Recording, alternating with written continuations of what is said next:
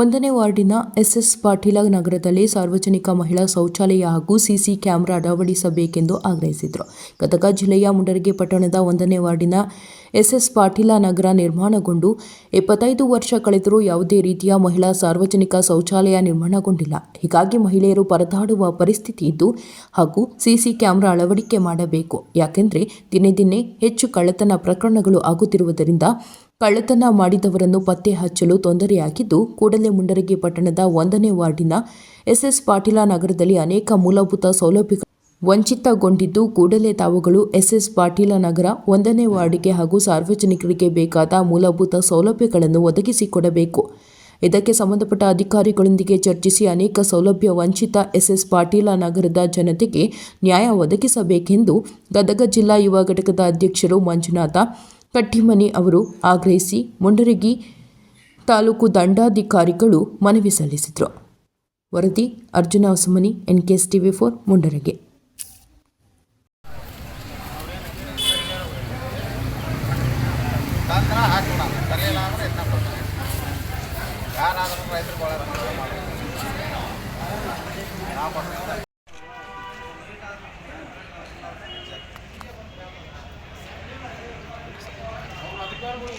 ಮನವಿ ಕೊಡೋ ಉದ್ದೇಶ ಏನಂದರೆ, ಎಸ್ ಪಾಟೀಲ ನಗರದಲ್ಲಿ ಸುಮಾರು 20ರಿಂದ 25 ವರ್ಷ ಆದರೂ ನಮ್ಮ ಹೆಣ್ಮಕ್ಳಿಗೆ ಮತ್ತು ಗಂಡು ಮಕ್ಕಳಿಗೆ ಶೌಚಾಲಯ ಇಲ್ಲ ಅಲ್ಲಿ, ಮತ್ತು ಅಲ್ಲಿ CC ಕ್ಯಾಮ್ರಾ ಇಲ್ಲ.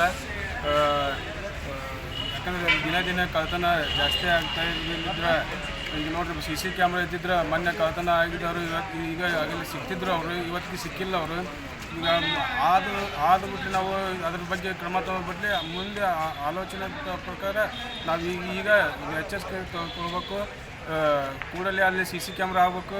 ಮತ್ತು ನಮಗೆ ಶೌಚಾಲಯ ಬಗ್ಗೆ ಭಾಳ ಅಂದ್ರೆ ಭಾಳ ನಮ್ಮ ಹೆಣ್ಮಕ್ಳು ಅಂತೂ ಭಾಳ ಅಂದ್ರೆ ಭಾಳ ಇದ್ರ ಬಗ್ಗೆ ಇದು ಮಾಡಕ್ಕಂತಾರೆ. ಮತ್ತು ಗಂಡು ಮಕ್ಕಳಿಗೆ ಭಾಳ ಶೌಚಾಲಯದ ಬಗ್ಗೆ ಅಲ್ಲಿ ಇದಾಗೈತಿ. ಕೂಡಲೇ ಈಗ ಇವತ್ತಿನ ದಿವಸ ಇಲ್ಲಿ ನಾವು ಮನವಿ ನಮ್ಮ ಸಂತೋಷ ಮನ್ಯಾವಾಡಿ ಮೆಂಬರ್ನ ಹಿಡ್ಕೊಂಡು ನಾವು ಇಲ್ಲಿ ಮನವಿ ಕೊಟ್ಟಿವಿ. ಅದ್ರ ಪ್ರಕಾರ ಅಧಿಕಾರಿಗಳು ಕೂಡಲೇ ಇದ್ರ ಬಗ್ಗೆ ಕ್ರಮ ತಗೊಂಡು ಶೌಚಾಲಯ